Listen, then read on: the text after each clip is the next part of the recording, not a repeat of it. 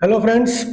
आज हम लोग भारत के संविधान में high courts in the states जो हाई कोर्ट्स हैं, उच्च न्यायालय हैं जो राज्यों में, उनके संबंध में जो प्रावधान दिए गए हैं भारत के संविधान में, उनको हम लोग आज स्टडी करेंगे। तो ये भारत के संविधान में पार्ट 6 में दिया है। पार्ट 6 में चैप्टर 5 है और आर्टिकल है 214 से 231 तक। बहुत इंपॉर्टेंट प्रावधान है। तो 214 से स्टार्ट करते हैं। पहली बात तो ये कि हाई कोर्ट एक राज्य का सबसे बड़ी जुडिशरी होती है। इससे बड़ी जुडिशरी केवल सेंटर में है सुप्रीम कोर्ट, वो राज्य की नहीं है। राज्य के लेवल पे हाई कोर्ट सबसे बड़ी जुडिशरी है। और इसलिए आर्टिकल 214 में दिया गया है कि हर राज्य का एक हाई कोर्ट होगा। ठीक है। लेकिन कई बार ऐसा हो सकता है कि छोटे छोटे राज्य हैं तो उनका अलग से एक हाई कोर्ट नहीं बनाया जा सकता है। तो पार्लियामेंट को पावर दिया गया है कि वो दो या दो से अधिक के लिए कॉमन हाई कोर्ट बना सकते, दो या दो से अधिक राज्यों के लिए कॉमन हाई कोर्ट बना सकते हैं। ठीक है। जैसे चंडीगढ़ का हाई कोर्ट है वो पंजाब और हरियाणा दोनों के लिए है। आर्टिकल 216 पे आ जाते हैं। 216 में दिया गया है कि हर हाई कोर्ट में एक चीफ जस्टिस होंगे और कुछ अन्य जजेस होंगे। उनकी संख्या कितनी होगी ये प्रेसिडेंट डिटरमाइन करेंगे समय समय पर। ठीक है। जितना भी प्रेसिडेंट अपॉइंट करना चाहे उस जजेस की संख्या वो प्रेसिडेंट डिटरमाइन करके अपॉइंट करेंगे और एक चीफ जस्टिस होंगे। इसलिए कि आप कॉन्स्टिट्यूशन कोई नंबर नहीं फिक्स करता कि हाई कोर्ट में टोटल जजेस कितने होंगे। 215 में देख लेते हैं कि हाई कोर्ट जो होता है कि वो एक कोर्ट ऑफ रिकॉर्ड होता है। कोर्ट ऑफ रिकॉर्ड क्या होता है अभी हम लोग देखते हैं। इसलिए हाई कोर्ट के पास सारी पावर्स होती हैं कोर्ट ऑफ रिकॉर्ड वाली। ठीक है। इसमें इसमें आप अपनी कंटेम्प्ट के लिए पनिशमेंट देने का भी अधिकार शामिल है। कोर्ट ऑफ रिकॉर्ड क्या होता है? कोर्ट ऑफ रिकॉर्ड होता है एक ऐसा ट्रायल कोर्ट या अपीलेट कोर्ट जिसमें जो जो सारी प्रोसीडिंग्स होती हैं उसको कैप्चर किया जाता है और प्रिजर्व किया जाता है। ठीक है। जितनी भी प्रोसीडिंग्स चल रही हैं उसको कैप्चर करके प्रिजर्व किया जाता है ताकि आगे अपील की जा सके। अगर किसी को अपील करना हो उसके अगेंस्ट में तो सारी प्रोसीडिंग्स को कैप्चर किया जाता है ताकि आगे अपील हो सके। एक कोर्ट क्लर्क होता है, वो सारा रिकॉर्ड रखता है और जितनी भी ओरल प्रोसीडिंग्स हो रही हैं उसका रिकॉर्ड रखता है कि क्या प्रोसीडिंग्स हो रही हैं और उसको राइटिंग में प्रिजर्व किया जाता है कैप्चर करने के बाद। अच्छा, हाई कोर्ट के जजेस का अपॉइंटमेंट कैसे होता है? आर्टिकल 217 में दिया है प्रेसिडेंट अपॉइंटमेंट करते हैं। ठीक है। लेकिन वो प्रेसिडेंट अपॉइंट करेंगे चीफ जस्टिस ऑफ इंडिया से कंसल्ट करने के बाद, गवर्नर उस राज्य के गवर्नर से कंसल्ट करने के बाद और उस हाई कोर्ट के चीफ जस्टिस से कंसल्ट करने के बाद। ठीक है। तीनों से कंसल्ट करने के बाद वो एक ऑर्डर जारी करेंगे अपने दस्तखत से, उसके और अपने दस्तखत और मोहर से उससे अपॉइंटमेंट होगा। हम लोग आ जाते हैं कोलोजियम सिस्टम पे। कोलोजियम सिस्टम इंडिया में प्रिवेलेंट है। कोलोजियम सिस्टम इसमें आप पढ़ लीजिए इसको। The Colosseum system is a system under which appointment elevation of जजेस lawyers to Supreme Court and transfer of judges of high courts and appeals courts are decided by a forum of Chief Justice of India and four senior most judges of the Supreme Court. Chief justice of India है और plus 4 senior most जजेस हैं supreme court के। उनका एक collegium है, वो सारे अपॉइंटमेंट्स के लिए रिकमेंडेशन देता है और सारे ट्रांसफर्स के लिए भी रिकमेंडेशन देता है, चाहे हाई कोर्ट हो या सुप्रीम कोर्ट हो। लेकिन देखिए कोलेजियम का कोई मेंशन कॉन्स्टिट्यूशन में नहीं है। न तो शुरुआत वाले कॉन्स्टिट्यूशन में था और न ही जो अमेंडमेंट्स आए हैं उसमें कोई है। लेकिन एक कोर्ट केस हुआ था 3 जजेस केस। ठीक है। 1998 का, अक्टूबर 28 1998 का। इसमें सुप्रीम कोर्ट ने डिसाइड किया था कि जजेस का अपॉइंटमेंट और ट्रांसफर कोलेजियम द्वारा किया जाएगा। ये जो कोलेजियम अपना रिकमेंडेशन देती है ना, ये सेंट्रल गवर्नमेंट पर बाइंडिंग होता है। कब बाइंडिंग होता है? अगर ये दूसरी बार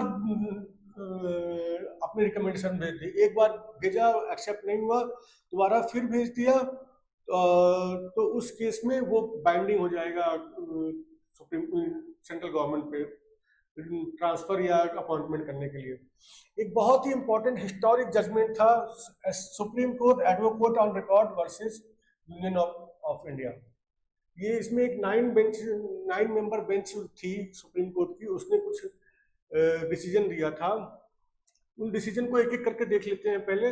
देखिए, पहले तो उन्होंने कहा कि जो अपॉइंटमेंट का है जजेस का, हाई कोर्ट के जजेस का अपॉइंटमेंट का प्रोसेस है, वो एक इंटीग्रेटेड पार्टिसिपेटरी कंसल्टेटिव प्रोसेस है। तमाम कॉन्स्टिट्यूशनल फंक्शनरीज हैं, वो आपस में सलाह मशवरा करके, पार्टिसिपेशन रख करके, सबका पार्टिसिपेशन होगा, सबकी सलाह ली जाएगी, उसके तहत अपॉइंटमेंट किया जाएगा हाई कोर्ट के जजेस का। ठीक है। जो भी प्रपोजल है हाई कोर्ट के जज के अपॉइंटमेंट का, वो उस हाई कोर्ट के चीफ जस्टिस द्वारा स्टार्ट किया जाएगा, इनिशिएट किया जाएगा। और अगर मान लीजिए तो तमाम कॉन्स्टिट्यूशनल फंक्शनरीज हैं, सबकी कॉन्फ्लिक्टिंग ओपिनियंस आ रहे हैं किसी वजह से,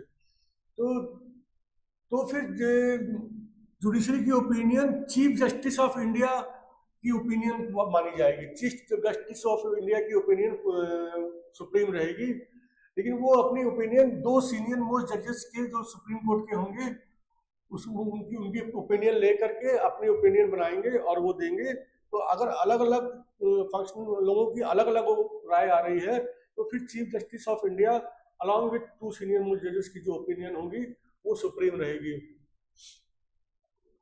देखिए, कोई भी हाई कोर्ट के जज का अपॉइंटमेंट बिना चीफ जस्टिस ऑफ इंडिया के कंसेंट के नहीं हो सकता। ठीक है, उनके रिकमेंडेशन के हिसाब से ही होना चाहिए। लेकिन कुछ एक्सेप्शनल केसेस हैं, ठीक है, जहां बहुत जरूरी लग रहा है कि जो चीफ जस्टिस ऑफ इंडिया ने रिकमेंडेशन दी है वो सही नहीं लग रही है, सुटेबल पर्सन के लिए नहीं दिया है रिकमेंडेशन, तो फिर रिफ्यूज किया जा सकता है सेंट्रल गवर्नमेंट द्वारा। लेकिन अगर उसके लिए फिर चीफ जस्टिस ऑफ इंडिया को बताना पड़ेगा गवर्नमेंट को कि इन रीजंस की वजह से हम जो आपने रिकमेंडेशन किया है उनका अपॉइंटमेंट नहीं कर पा रहे हैं। देखिए, फिर सब सुप्रीम कोर्ट के चीफ जस्टिस ऑफ इंडिया जो है उनको गवर्नमेंट ने बताया कि हम नहीं कर पा रहे हैं, तो फिर अगर दोबारा फिर वो इंसिस्ट करते हैं कि इसी का करना चाहिए along with to senior most जजेस, तो फिर एक स्वस्थ परंपरा के तहत उनका कर देना चाहिए। ऑल्दो बाइंडिंग नहीं है गवर्नमेंट पे, लेकिन वो स्वस्थ परंपरा के तहत उनका उस पर्सन का अपॉइंटमेंट कर देना चाहिए। ये जजमेंट आ गया, ठीक है, 9 मेंबर बेंच का आया। तो इसके बाद आर्टिकल 143 के तहत प्रेसिडेंट को पास पावर है कि वो उस सुप्रीम कोर्ट की राय मांग सकते हैं, एक रेफरेंस भेज सकते हैं सुप्रीम कोर्ट को और उनसे कंसल्ट कर सकते हैं। तो जब इस मैटर पे सुप्रीम कोर्ट ने अपनी 143 के तहत अपनी राय भेजी, पहला राय उन्होंने ये भेजा कि consultation with CGI, chief justice of India के संग कंसल्ट जो करना है वो प्लुरैलिटी ऑफ जजेस होगा। कोई एक जज के संग, केवल चीफ जस्टिस के संग कंसल्ट नहीं किया जाएगा, वो मल्टीपल जजेस के साथ कंसल्ट होगा, उसको कंसल्टेशन विद चीफ जस्टिस कहा जाएगा, चीफ जस्टिस ऑफ इंडिया। केवल चीफ जस्टिस ऑफ इंडिया की अकेले की ओपिनियन कंसल्टेशन नहीं मानी जाएगी। ठीक है, ऑल्दो संविधान में लिखा है कि चीफ जस्टिस ऑफ इंडिया के कंसल्टेशन से किया जाएगा, लेकिन केवल चीफ जस्टिस ऑफ इंडिया की अकेले की ओपिनियन कंसल्टेशन नहीं मानी जाएगी। एक कॉलेजियम होगा जो चीफ जस्टिस ऑफ इंडिया और 2 सीनियर मोस्ट जजेस होंगे सुप्रीम कोर्ट के, उसको वो वही रिकमेंडेशन दे सकता है, केवल चीफ जस्टिस ऑफ इंडिया अकेले नहीं देंगे। अच्छा, जब कॉलेजियम अपना डिसीजन लेगा तो उसमें क्या क्या चीजें देखेगा? पहला तो वो जो जिस हाई कोर्ट में जज अपॉइंट होने जा रहे हैं उस हाई कोर्ट के चीफ जस्टिस का क्या ओपिनियन है, और उनकी ओपिनियन सबसे ज्यादा इम्पोर्टेंट होगी। ठीक है, क्योंकि उसी हाई कोर्ट में जज को अपॉइंटमेंट हो रहा है जहाँ के वो चीफ जस्टिस हैं। उसके अलावा उस हाई कोर्ट के दूसरे और जजेस के भी ओपिनियन ली जा सकती है, कंपलसरी नहीं है लेकिन ली जा सकती है। इसके अलावा सुप्रीम कोर्ट में जो दूसरे जजेस हैं जो उस पर्टिकुलर हाई कोर्ट के कामकाज से वाकिफ है, तो उनकी राय भी ली जाएगी। ठीक है, देखिए, जो सुप्रीम कोर्ट में जजेस हैं जो उस हाई कोर्ट में पहले काम कर चुके हैं, या तो एज जज या फिर as chief justice of that high court, ठीक है, उनकी राय कंपल्सरली ली जाएगी।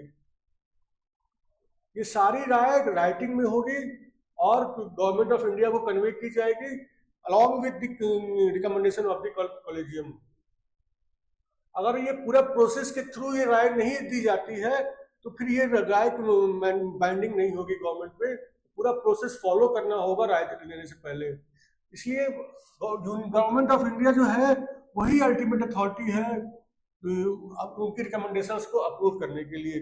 किस कैसी रिकमेंडेशन? जजेस के अपॉइंटमेंट की। अच्छा, एक एनजेएसी है था, नेशनल जुडिशियल अपॉइंटमेंट कमीशन। 2014 में गवर्नमेंट ने कुछ संशोधन किए थे कानून में और एक ऐसा कमीशन बनाया था जो जजेस का हाई कोर्ट और सुप्रीम कोर्ट के जजेस का ट्रांसफर और अपॉइंटमेंट कंट्रोल करेगा। ठीक है, ऑल्दो ये इफेक्टिव नहीं हो पाया लेकिन फिर भी इसको थोड़ा सा देखते हैं। एक प्रोपोज्ड बॉडी था ये, ठीक है। इसलिए ये प्रोपोज्ड बॉडी किस लिए था?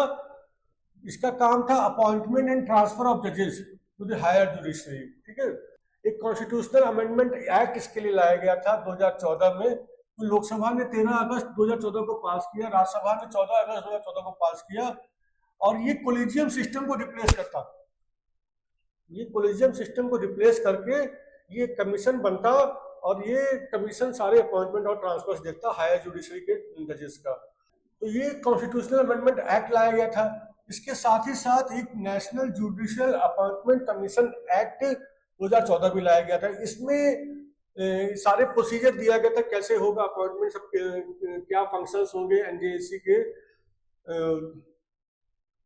ये दोनों एक्ट जो थे, कॉन्स्टिट्यूशनल अमेंडमेंट एक्ट और एनजेएसी एक्ट, ये दोनों पार्लियामेंट के दोनों सदनों द्वारा पास कर दिए गए, लोकसभा राज्यसभा द्वारा। इसके अलावा 16 राज्यों द्वारा की स्टेट लेजिस्लेचर ने भी पास कर दिया क्योंकि वो जरूरी था। ठीक है, तो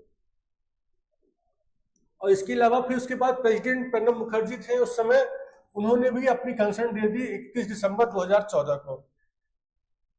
और इसके बाद 13 अप्रैल 2015 को ये इफेक्टिव हो गया ये कानून, एनजेसी एक्ट।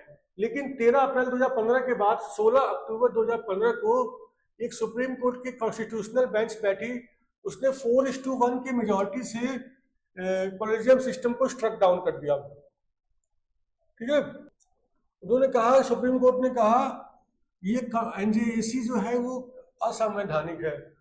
ठीक है, और वो आज तक एनजेएसी इफेक्टिव नहीं हो पाया है, कॉलेजियम सिस्टम ही चल रहा है। अब आ जाइए दूसरे आर्टिकल्स देख लेते हैं। कंडीशंस ऑफ ऑफिस ऑफ ए जज of the high court, article 217। 62 साल की एज तक वो काम कर सकते हैं। 62 साल की एज में उनको रिटायरमेंट हो जाएगा। वो जब चाहे अपना जज अपना इस्तीफा दे सकते हैं। ठीक है, इस्तीफा वो राष्ट्रपति को संबोधित करेंगे। जजेस को हटाया भी जा सकता है लेकिन एक ही ग्राउंड होगा, प्रूव्ड मिसबिहेवियर और इनकैपेसिटी। ठीक है, जैसे सुप्रीम कोर्ट के केस में था वैसे हाई कोर्ट के जजेस के केस में भी है, प्रूव्ड मिसबिहेवियर और इनकैपेसिटी के बेसिस पे। इसमें एक रिजोल्यूशन मूव होगा दोनों सदनों में, राज्यसभा लोकसभा में, और उसके बाद प्रेसिडेंट को के दस्तखत हो जाएंगे तो वो जज हट जाएंगे अपनी सीट से। जो रिजोल्यूशन पास होगा वो उस हाउस की टोटल मेंबरशिप का आधे से ज्यादा लोग सपोर्ट करें, प्लस जितने लोग वोट कर रहे हैं उस समय हाउस में उसका कम से कम 2/3 लोग सपोर्ट करें, तब वो रिजोल्यूशन पास माना जाएगा। तो और दूसरी बात कि ये रिजोल्यूशन एक ही सेशन में दोनों सदन पास करेंगे। ये नहीं कि एक सदन ने इस सेशन में पास कर दिया, एक सदन ने अगले सेशन में पास कर दिया। एक ही सेशन में दोनों लोग पास करेंगे। इसके बाद जब पास हो गया तो प्रेसिडेंट ऑर्डर इशू कर देंगे रिमूवल का। इसके अलावा पार्लियामेंट के पास पावर है कि जो भी रिजोल्यूशन मूव किया जाएगा उसका प्रोसीजर क्या होगा, इसके संबंध में कानून बनाए, और जो उनका मिसबिहेवियर जज का है, इनकैपेसिटी है, उसका इन्वेस्टिगेशन और प्रूफ इकट्ठा करने का तरीका क्या होगा, वो भी पार्लियामेंट के पास पावर है कानून बनाने का। इसी पावर के तहत पार्लियामेंट ने जजेस इंक्वायरी एक्ट 1968 बनाया है। इसमें वो प्रोसीजर दिया हुआ है कि इन्वेस्टिगेशन कैसे होगा उनके मिसबिहेवियर और इनकैपेसिटी का, और इसके लिए उसमें प्रावधान दिया गया है कि एक कमेटी बनेगी, वो या तो लोकसभा के स्पीकर बनाएंगे या फिर चेयरमैन बनाएंगे राज्यसभा के, और वो कमेटी इंक्वायरी करेगी। एक जज का ऑफिस कब वकेट हो जाता है? अगर वो जज राष्ट्रपति द्वारा सुप्रीम कोर्ट के जज अपॉइंट कर दिए जाए, अगर हाई कोर्ट के जज अपॉइंट कर दिए जाए सुप्रीम कोर्ट के जज, तो वो वकेट हो जाएगा। या फिर किसी दूसरे हाई कोर्ट में उनका ट्रांसफर हो जाए तो भी उनकी सीट वकेट हो जाती है। ठीक है। क्या क्वालिफिकेशन होती है जजेस के अपॉइंटमेंट की? ये भी आर्टिकल 217 का ही पार्ट है। देखिए, एक या तो उन्होंने, जो पर्सन है, एटलीस्ट 10 साल तक कोई जुडिशियल ऑफिस इंडिया के में होल्ड किया हो, जज रहे हो, किसी भी लेवल पे जज रहे हो 10 साल तक मिनिमम, और या फिर वो किसी हाई कोर्ट में एडवोकेट रहे हो, या मिनिमम 10 साल तक, या किसी एक हाई कोर्ट में, या दो से अधिक हाई कोर्ट में लगातार। ठीक है। अच्छा, ये जो जज जुडिशियल ऑफिस होल्ड करने वाला 10 साल है, इसमें क्या क्या पीरियड हम एड ऑन करेंगे? अगर वो किसी हाई कोर्ट में जज रहे हैं तो वो भी हम जुडिशियल पीरियड में काउंट कर लेंगे। अगर किसी ट्रिब्यूनल में मेंबर रहे हैं तो वो भी हम जुडिशियल ऑफिस में काउंट कर लेंगे, उस पीरियड को भी जोड़ लेंगे। इसके अलावा अगर उन्होंने यूनियन गवर्नमेंट या स्टेट गवर्नमेंट के अंडर में कोई ऐसी पोस्ट होल्ड की है जिसमें स्पेशल नॉलेज ऑफ लॉ की जरूरत है, कानून के विशेष ज्ञान की जरूरत है, ऐसी कोई पोस्ट होल्ड की है यूनियन गवर्नमेंट या स्टेट गवर्नमेंट के अंदर में, तो वो पीरियड भी काउंट कर लेंगे। फिर कुल मिला के देखेंगे कि 10 साल हुआ कि नहीं। और अगर 10 साल एडवोकेट वाला कंडीशन चेक कर रहे हैं, एज एडवोकेट हाई कोर्ट में प्रैक्टिस किया हो, तो उसमें क्या क्या ऐड कर लेंगे। जुडिशियल ऑफिस कोई होल्ड किया हो तो वो भी पीरियड ऐड कर लेंगे, किसी ट्रिब्यूनल का मेंबर रहे हो तो वो भी ऐड कर लेंगे, और स्पेशल यूनियन गवर्नमेंट या स्टेट गवर्नमेंट के अंडर में कोई पोस्ट होल्ड की हो जिसमें कानून की विशेष नॉलेज की जरूरत हो तो वो भी ऐड कर लेंगे। अगर कोई हाई कोर्ट के जज की उम्र के विषय में कोई सवाल उठता है, ठीक है, तो उसके विषय में final decision president of India लेंगे, और वो कंसल्ट करेंगे चीफ जस्टिस ऑफ इंडिया से, और फिर उनका डिसीजन फाइनल होगा कि इनकी एक्चुअल में एज क्या है। आर्टिकल 218 में रिमूवल ऑफ जज ऑफ हाई कोर्ट है, वही अभी हम देख चुके हैं। ठीक है। किस ग्राउंड पे हटाया जा सकता है? प्रूव्ड मिसबिहेवियर और इनकैपेसिटी, इसी ग्राउंड पे केवल हटाया जा सकता है। पार्लियामेंट में एक रेजोल्यूशन मूव होगा, वो उसको पास करके प्रेसिडेंट ऑफ इंडिया के दस्तखत हो जाएंगे, तो फिर उनको हटे माने जाएंगे। रिजोल्यूशन पास होगा, प्रत्येक सदन में रिजोल्यूशन पास होगा।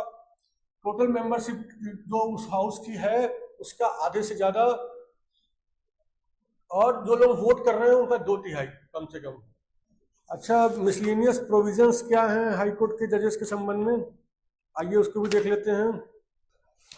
आर्टिकल 219 में दिया है कि वो ओथ लेंगे गवर्नर के सामने, अपना पोस्ट होल्ड करने से पहले उनको ओथ लेना होगा। 3rd शेड्यूल में उसका फॉर्मेट दिया हुआ है, संविधान के 3rd शेड्यूल में। आर्टिकल 220 में दिया हुआ है कि वो प्रैक्टिस नहीं करेंगे जज, हाई कोर्ट के जज बनने के बाद। ठीक है। किसी भी कोर्ट में या किसी अथॉरिटी के सामने वो प्लीड नहीं करेंगे हाई कोर्ट जज बनने के बाद। लेकिन उसका एक एक्सेप्शन है कि वो सुप्रीम कोर्ट या हाई कोर्ट में प्लीड कर सकते हैं, वहां पे प्रैक्टिस कर सकते हैं। आर्टिकल 221 में उनकी सैलरीज वगैरह के विषय में है कि पार्लियामेंट डिसाइड करेगी कानून बना करके कितनी सैलरी होगी।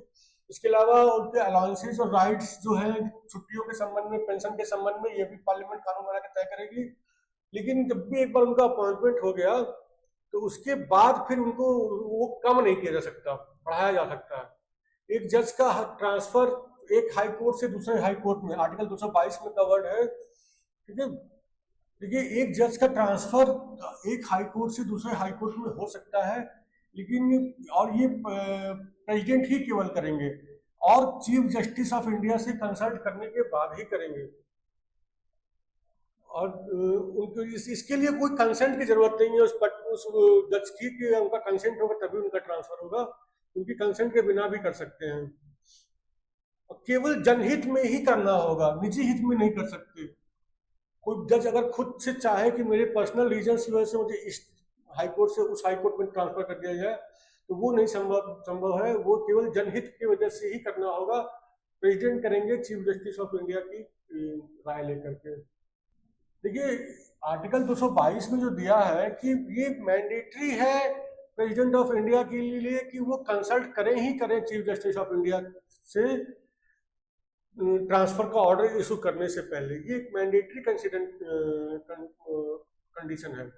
और ये जो कंसल्टेशन होगा इफेक्टिव होना चाहिए, सिर्फ कहने के लिए कंसल्टेशन कर लिया ऐसा नहीं होना चाहिए, इफेक्टिव कंसल्टेशन होना चाहिए। प्रेसिडेंट सारी बातें रखेंगे, जो डेटा है, रेलेवेंट डेटा है, तो जिसके लिए उसकी वजह से वो ट्रांसफर किया जा रहा है, तो और उसके बाद फिर चीफ जस्टिस की ओपिनियन लेंगे, उनसे राय लेंगे, उसके बेसिस पे ही ट्रांसफर ऑर्डर इशू करेंगे। अच्छा, एक जो जजमेंट आया था supreme court advocate on record versus union of India, इसमें सुप्रीम कोर्ट का ये था जजमेंट था कि the opinion of the chief justice of India has not the primacy but is determinative in the matter.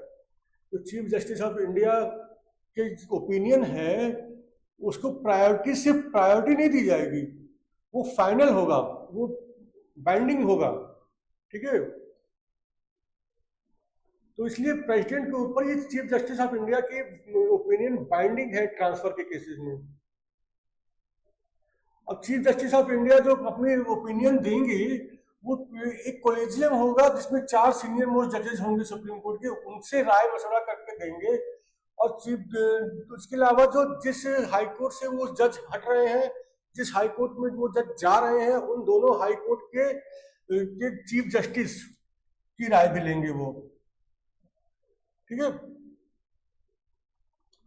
ये सारी व्यूज जो ली जाएगी ये सारी राइटिंग में होगी, और उसके बाद फिर कॉलेजियम जो है चीफ जस्टिस ऑफ इंडिया और 4 जजेस की, वो अपने फाइनल कंक्लूजन पे पहुंचेगी। और दूसरी बात ये बहुत जरूरी है कि एक कंसेंसस होना चाहिए सारे जजेस के बीच में।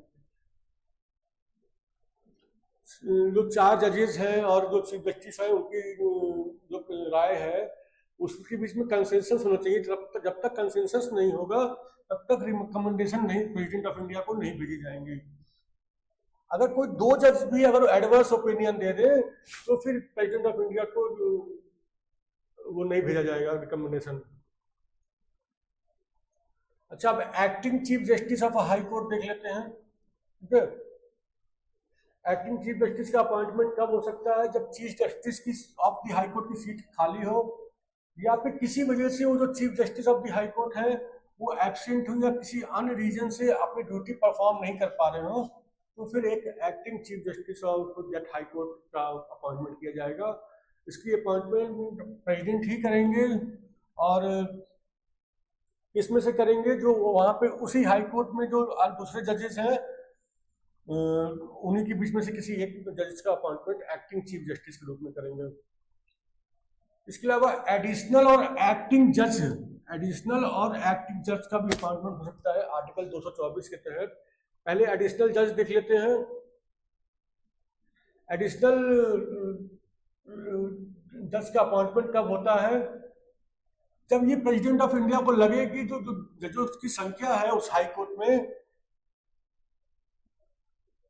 उसको उसमें बढ़ोतरी करने की जरूरत है, ठीक है। जब प्रेसिडेंट ऑफ इंडिया को लगे कि जजेस की उस हाई कोर्ट में जजेस की संख्या की बढ़ोतरी करने की जरूरत है, किस लिए बढ़ोतरी करने की जरूरत है? कोई एक टेम्परेरी कामकाज में बढ़ोतरी हो गई, काम बढ़ गया टेम्परेरी, या फिर हाई कोर्ट में पुराना बैकलॉग बहुत है, बहुत काम पेंडिंग पड़ा हुआ है पहले से, इसलिए जजेस की संख्या बढ़ाने की जरूरत है। तब प्रेसिडेंट ऑफ इंडिया एडिशनल जजेस अपॉइंट करेंगे।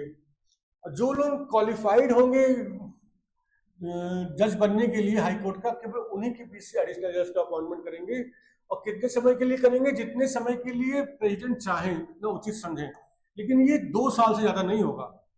मैक्सिमम 2 साल के लिए कर सकते हैं, लेकिन 2 साल से कम के लिए भी कर सकते हैं। एक्टिंग जज, एक एक्टिंग जज कब बनाए जा सकते हैं? When any judge of the High Court is by the reason of absence or for any other reason unable to perform the duties of his office. कोई जज एक अपनी ड्यूटी नहीं परफॉर्म कर पा रहा है, या तो वो एब्सेंट है या कोई अन्य कारण है, तो या फिर उस व्यक्ति को उस जज को चीफ जस्टिस बना दिया गया है उस हाई कोर्ट का, ठीक है, तो फिर एक्टिंग जज अपॉइंट किया जाता है। जो भी ड्यूली क्वालिफाइड है जज बनने के लिए, उसी में से किसी को अपॉइंट किया जाएगा। और उनका टेन्योर कब तक होगा? जब तक कि वो परमानेंट जज जो थे वो अपनी ड्यूटीज रिज्यूम ना कर लें, ठीक है। उस जैसे वो रिज्यूम करेंगे तो वो उनको हट जाना होगा। जो एडिशनल और एक्टिंग जज हैं वो 62 साल की एज तक ही अपनी ड्यूटी कर सकते हैं, उसके बाद नहीं कर सकते। आइए अब आर्टिकल 224A देख लेते हैं। कोई रिटायर्ड जज है हाई कोर्ट के, उनको क्या बुलाया जा सकता है हाई कोर्ट की सिटिंग्स अटेंड करने के लिए? चीफ जस्टिस, जो उस हाई कोर्ट के चीफ जस्टिस हैं, वो प्रेसिडेंट ऑफ इंडिया की सहमति लेकर के एक हाई कोर्ट के जज को बुला सकते हैं सिटिंग्स अरेंज एज जज एक्ट करने के लिए। वो उसी हाई कोर्ट के जज रिटायर्ड हो सकते हैं या किसी दूसरे हाई कोर्ट से रिटायर्ड जज हो सकते हैं, हाई कोर्ट के ही होने चाहिए। उनको बुला सकते हैं कि आप हाई कोर्ट के में बैठिए और एज जज एक्ट करिए। अगर ऐसा होता है तो उनको सारे अलाउंसेस मिलेंगे जो प्रेसिडेंट डिटरमाइन करेंगे। उनकी जुरिडिक्शन, पावर्स, प्रिविलेजेस सब वही होंगी जो हाई कोर्ट के जज की होती है, लेकिन वो हाई कोर्ट के जज नहीं माने जाएंगे। भले एज हाई कोर्ट के जज के रूप में फंक्शन कर रहे हैं, लेकिन वो हाई कोर्ट के जज नहीं माने जाएंगे। इसके लिए उनकी खुद की कंसेंट भी चाहिए, उनको जबरदस्ती नहीं, ये काम के लिए फोर्स नहीं किया जा सकता। अगर वो कंसेंट देते हैं तब ठीक है, अन्यथा उनको नहीं फोर्स किया जा सकता। अच्छा, हाई कोर्ट का जुरिडिक्शन क्या होता है? आर्टिकल 225 में दिया हुआ है। देखिए, एक तो ओरिजिनल जुरिडिक्शन हो गया, ठीक है, जनरल मैटर्स में, मतलब कौन कौन से मैटर्स हाई कोर्ट पे जाएंगे, सारे मैटर्स तो नहीं चले जाएंगे। कुछ ओरिजिनल जुरिडिक्शन हो गया। ओरिजिनल जुरिडिक्शन का मतलब कि जो मैटर्स सीधे हाई कोर्ट में पहुंच जाएंगे, वो नीचे के लोअर कोर्ट्स में नहीं जाएंगे, ठीक है, वो ओरिजिनल जुरिडिक्शन हो गया। किस मैटर में होता है ओरिजिनल जुरिडिक्शन? फंडामेंटल राइट्स में। अगर किसी का फंडामेंटल राइट्स वायलेट हो रहा हो तो वो सीधे हाई कोर्ट जा सकता है। इसके अलावा अन्य मैटर्स जैसे admiralty, will, marriage, divorce, company law, contempt of court, इन सब मैटर्स में ओरिजिनल जुरिडिक्शन है, सीधे सीधे हाई कोर्ट जाया जा सकता है, लोअर कोर्ट में जाने की जरूरत नहीं है। इसके अलावा MP MLA का इलेक्शन, उसमें भी सीधे जाया जा सकता है। एपिलेट जुरिडिक्शन, जो नीचे की कोर्ट से हारने के बाद उस कोर्ट के ऑर्डर्स के अगेंस्ट अपील किया जाता है, उसको एपिलेट जुरिडिक्शन बोलते हैं। अपील हाई कोर्ट में जाएगी। तो अगर सिविल केस है तो फर्स्ट अपील, मतलब हाई कोर्ट से जस्ट नीचे की कोर्ट ने कोई ऑर्डर पास किया है और उसके खिलाफ अपील करनी है, तो सीधा पहली अपील हाई कोर्ट में। तो किस केसेस में ऐसा हो सकता है? अगर डिस्ट्रिक्ट जज ने कोई ऑर्डर डिसीजन दिया है, उनके डिसीजन के अगेंस्ट अब अपील सीधा पहली अपील हाई कोर्ट में होगी। और अगर डिस्ट्रिक्ट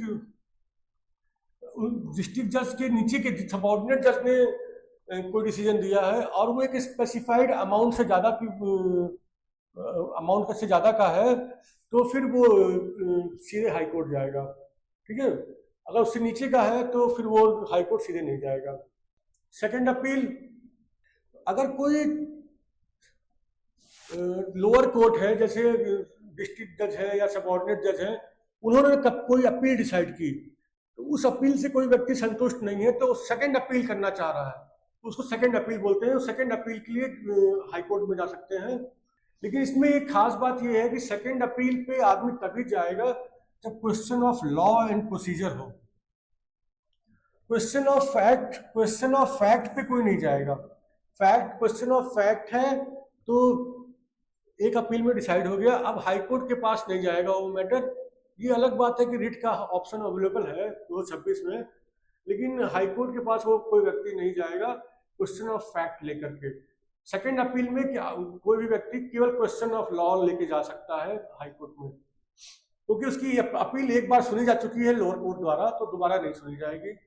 क्वेश्चन ऑफ फैक्ट पे, क्वेश्चन ऑफ लॉ पे जा सकते हैं। अच्छा, क्रिमिनल केसेस है अगर है तो अगर सेशन जज ने या एडिशनल सेशन जज ने कोई इम्प्रिजनमेंट का कैद का सेंटेंस दिया है और वो 7 साल से ज्यादा का है, तो फिर वो आप उसमें जा सकते हैं हाई कोर्ट में अपील पे। या फिर एक असिस्टेंट सेशन जज ने या मेट्रोपॉलिटन मजिस्ट्रेट ने या दूसरे जुडिशियल मजिस्ट्रेट ने कोई जजमेंट दिया है और वो कुछ स्पेसिफाइड केसेस मेंशन्ड है कि इन केसेस में इन लोगों के द्वारा, इन जजेस के द्वारा जो दिया गया जजमेंट, इन स्पेसिफाइड केसेस में आप हाई कोर्ट में जा सकते हैं अपील में, क्रिमिनल केसेस के बेस में, लेकिन वो पेटी केसेस नहीं होने चाहिए। ठीक है, अब आ जाते हैं टेरिटोरियल जुरिडिक्शन कि किस एरिया को कवर करेगा एक हाई कोर्ट, किस एरिया को कवर करेगा। तो जनरली तो हाई कोर्ट उसी स्टेट की एरिया को कवर करेगा, उस स्टेट में जो मैटर्स उठे हैं। जैसे यूपी का हाई कोर्ट है तो यूपी के अंदर का जो मैटर है वही देखेगा, वो बिहार का हाई कोर्ट बिहार का मैटर नहीं देखेंगे। ठीक है, लेकिन अगर मान लीजिए कोई हाई कोर्ट 2 स्टेट देख रहा है, 2 से ज्यादा देख रहा है, तो उन सारे स्टेट्स का मैटर वो देखेगा। जैसे चंडीगढ़ का हाई कोर्ट दोनों का देख सकते हैं, वो सुप्रीम कोर्ट वो हरियाणा और पंजाब दोनों का देख सकते हैं चंडीगढ़ के हाई कोर्ट। ठीक है, ऐसे कुछ हाई कोर्ट के कुछ यूनियन टेरिटरी को भी कवर करते हैं। जैसे बॉम्बे हाई कोर्ट है तो वो दादरा नगर हवेली और दमन एंड दीव को भी कवर करते हैं, तो फिर वो उस केस में उस पर्टिकुलर यूनियन टेरिटरी का भी जुरिडिक्शन उनके पास रहेगा। ठीक है फ्रेंड्स, थैंक यू।